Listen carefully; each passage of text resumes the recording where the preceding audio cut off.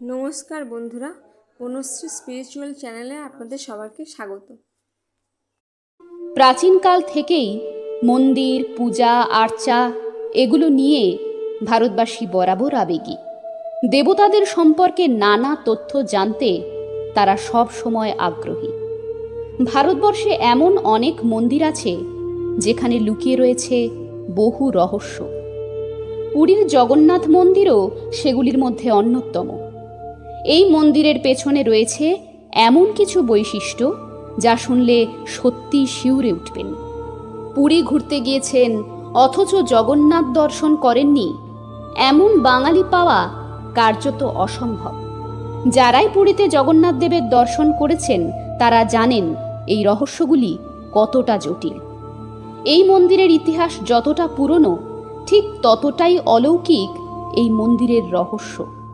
এমন অনেক অদ্ভুত ঘটনা এখানে দেখা যায় যা সত্যিই আশ্চর্যের। বিজ্ঞানও এই সব কিছুর কাছে অচল। তো আসুন পুরীর জগন্নাথ মন্দিরের সেই রহস্যগুলি সম্পর্কে বিস্তারিত জেনে নিই।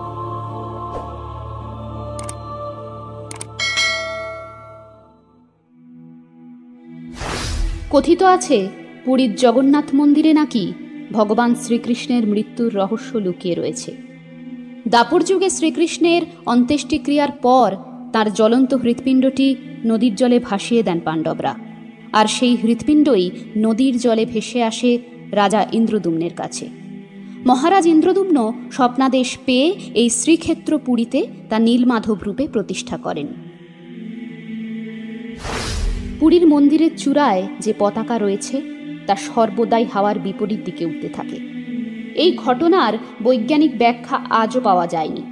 সেখানে এমন কোন রহস্যময় ব্যাপার রয়েছে যে এভাবে পতাকাটি স্বাভাবিকের থেকে অন্যরকম আচরণ করে? পুরীর মন্দিরের উপরের সুদর্শন চক্রের ওজন 20 কেজি। পুরী শহরের যে কোনো জায়গা থেকে এই চক্রকে দেখা যায়। আড়াল আবডাল কাটিয়ে পুরীর যে কোনো প্রান্ত থেকেই তা দেখা যায়, এবং যেদিক থেকেই দেখুন না কেন সবসময় মনে হবে চক্রটির সামনের দিকটিই দেখছেন।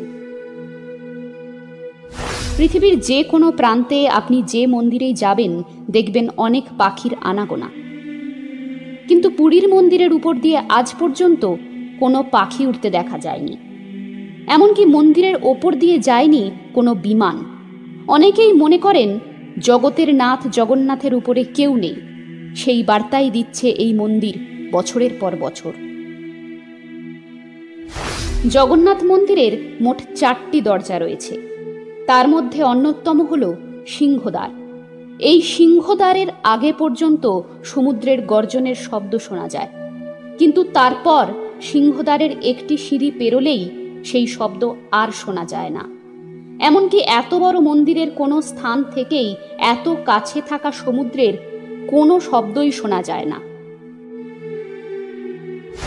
পুরীর জগন্নাথ মন্দিরটি এমনভাবেই তৈরি যে এর ছায়া জমিকে স্পর্শ করে না।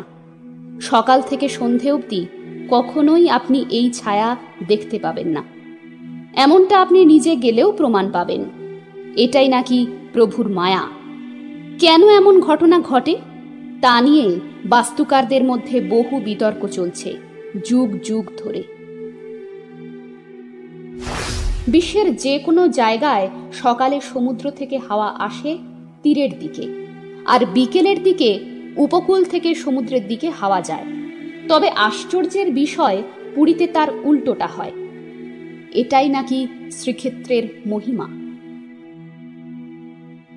পুরীতে 1800 বছরের পুরনো রীতি অনুযায়ী মন্দিরের গা বেয়ে প্রতিদিন একজন পুরোহিত মন্দিরের একেবারে উপরে উঠে যান।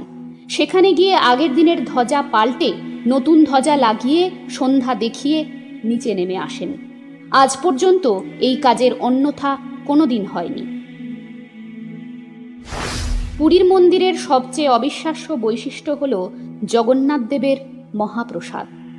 সারা বছর ধরেই সমপরিমাণ প্রসাদ রান্না করা হয়, কিন্তু ওই একই পরিমাণ প্রসাদ দিয়ে কয়েক হাজার মানুষ হোক বা 20 লক্ষ মানুষকে খাওয়ানো হোক, তবু প্রসাদ কখনো নষ্ট হয় না বা কখনো কম পড়ে না, এবং কেউ অভুক্ত থাকেন না। এমনকি পুরীর মন্দিরের রান্নাঘরও বেশ অলৌকিক। একটি পাত্রের উপর আরেকটি, এমন করে মোট 7টি পাত্র উনানে বসানো হয় রান্নার জন্য। এই পদ্ধতিতে যে পাত্রটি সবচেয়ে উপরে বসানো থাকে সেটির রান্না সবার আগে হয়। এভাবেই সবচেয়ে নিচের পাত্রটির রান্না সব শেষে সম্পন্ন হয়। 12 বছর অন্তর জগন্নাথ, বলরাম ও সুভদ্রার নবকলেবর হয়।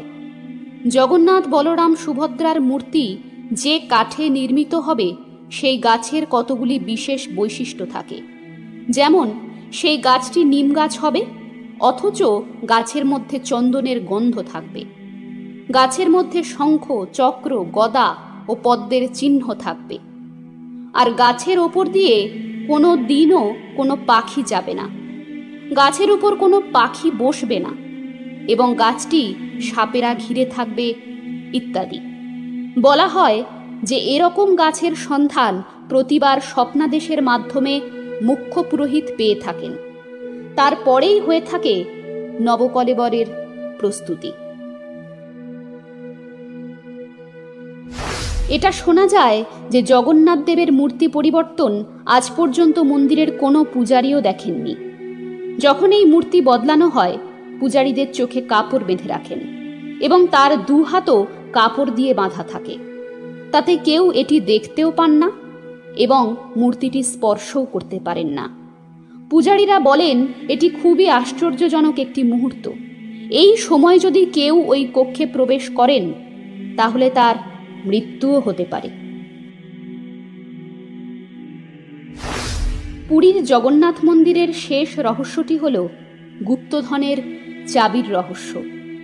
এই মন্দিরের বার্ষিক আয় প্রায় 50 কোটির কাছাকাছি, যেখানে মন্দিরের সম্পত্তি প্রায় 250 কোটি। অনেকের মতে মন্দিরের গুপ্তধনের পরিমাণ এর থেকেও বেশি। স্থানীয় লোকজনের মতে মন্দিরের উচ্চতা যতটা, ঠিক ততটাই এই মন্দিরের গুপ্তধনের পরিমাণ।